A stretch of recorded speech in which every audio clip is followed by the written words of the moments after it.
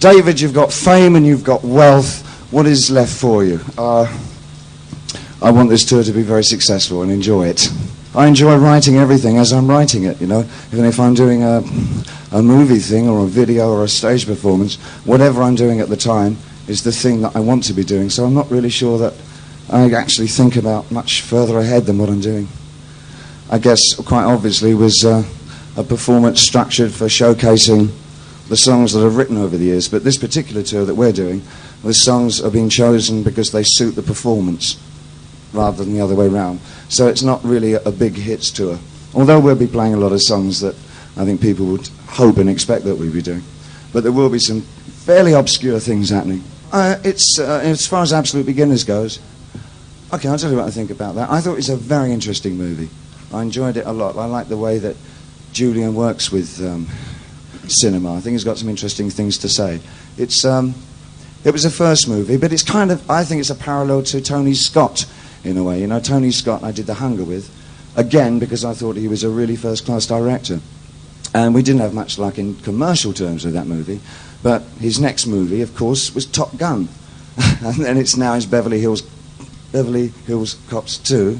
And he's already sort of really firmly established director. Now everybody's saying, oh, what a wonderful director he is. And the same exact thing will happen to Julian because he's just starting his second movie next month. I very much like to direct films. I mean, as often as possible, I've collaborated on all the videos that I've done. But it's kind of a quantum leap to go from 4 minutes to 90, but obviously one has those pretensions. Yeah, I'd like to make a movie. Is it true I love this one. Is it true I'm going to play Frank Sinatra? Well, Frank and I talked the other day, you know. That story, I first saw that story in about 1977 is the first time that came up. Because like a damn fool, I probably said it. But since, and it's like a perennial, it comes up like every few years. Absolutely not. It's having absolutely no intention. And I did read somewhere Nancy Sinatra, but there you can't believe everything you read in the... Nancy Sinatra apparently suggested that I would be good to do the role, and I think I'm flattered, I'm not sure. I'm not very good with horses' heads, but I've never had much practice. But I don't think I'll be doing that role. It's not really at the top of my list. What is it you've got going with spiders, Bowie? I don't know. Spiders keep coming up in my references all the time, from obviously from the spiders from Mars. I don't know what the Jungian aspects of it are, but I see it as some kind of mother figure. Whoa. Okay. Do you want to run with that one for a bit? So it's kind of it's the pivotal song on the album, and it's the idea of children when they eventually, there's a point in every child's life when it realizes its parents are really not something they can depend on for everything. They are kind of on their own. It's that kind of feeling, and that permeates the feeling of the show that I'm putting together. I'm going strong. Do I know when I'm going to stop? So who wrote that line for you? That's great. I love that. I've got no intentions of. I mean, you know, as long as I'm really enjoying my work. I mean, I'm in that luxurious position, you know, where I'm doing something that I absolutely and thoroughly enjoy. And if I'm not enjoying it anymore, I'll stop, frankly, you know. I don't know, will you, man, look at Chuck Berry. I mean, it's you can work, I mean, any artist can keep working as long as he has some kind of integrity for what he's doing and he feels as though he's got a special purpose.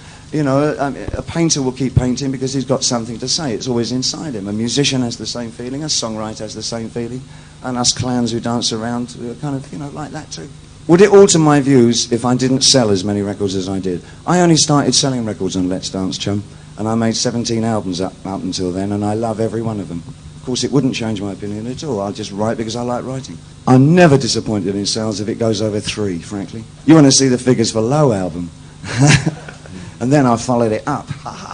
I got offered the role of Lawrence of Arabia. I've been offered a lot of roles, and that was one of them 3 or 4 years ago, if I remember rightly, and I wasn't interested in doing it because I think David Lean's done it, really. And what makes me choose one film over another? Primarily because of the director, just about 9 times out of 10. Only a couple of instances where I've gone for something else. I think Man Who Fell to Earth, it was Nick Rogue, and then Oshima, Tony Scott, working with Julian. I mean, it's really because I admire the directors more than anything else. How important do I see image being? You know, it's always hard to talk about that because I've never seen it as image, you know. I mean, I've from the beginning I've been trying to create characters. It's not quite the same thing as like, is he going to be wearing comme de gosse or what?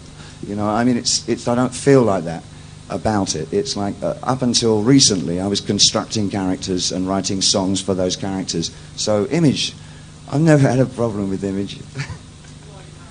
Who am I now? It can now be revealed that I am, in fact, Alan Childs, the well-known drummer. It is a funny question, you know, and I don't quite know, I never know how to answer that question. Well, I'll tell you, if you look at an actor, like who's a good character actor? Robert De Niro, for instance.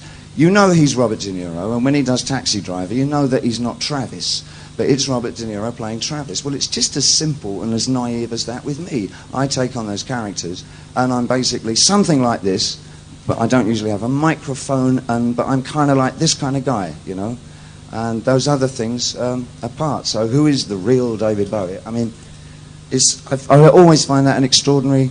Mind you, from some of the things I've read, I ask myself that too. But it's not, for me, it's no problem. I'm just a guy who likes taking on interesting character work. This isn't so much a character thing. This is a very it's more in the shape of a review, if you can call rock a review. The nearest I can get to telling you without giving anything away is that there are groups of numbers that deal with a particular subject, and they're woven into a kind of a vignette. And that's how the show works. So it's groups of songs, and it adds up to some conclusion, possibly. Is there any movie actors I'd like to star with? Kim Basinger. I've got a list, hold on. Have I got any plans to remarry? Absolutely none at the moment, but you never know, do you? There's absolutely no violence in my new video. We understand there's something controversial about the new video, right? No, it's not controversial. It's not made to be controversial. The backbone of the video is that it's an indictment of a particularly uncaring society, at least one aspect of the society. I don't think we dodge any blows in the movie. It's not a glam rock video, and it's not a kind of profiles and, you know, all that. It deals with it's the same weight as the song. Each one is has its own weight and its own aspects of enjoyment. I feel comfortable and quite delighted with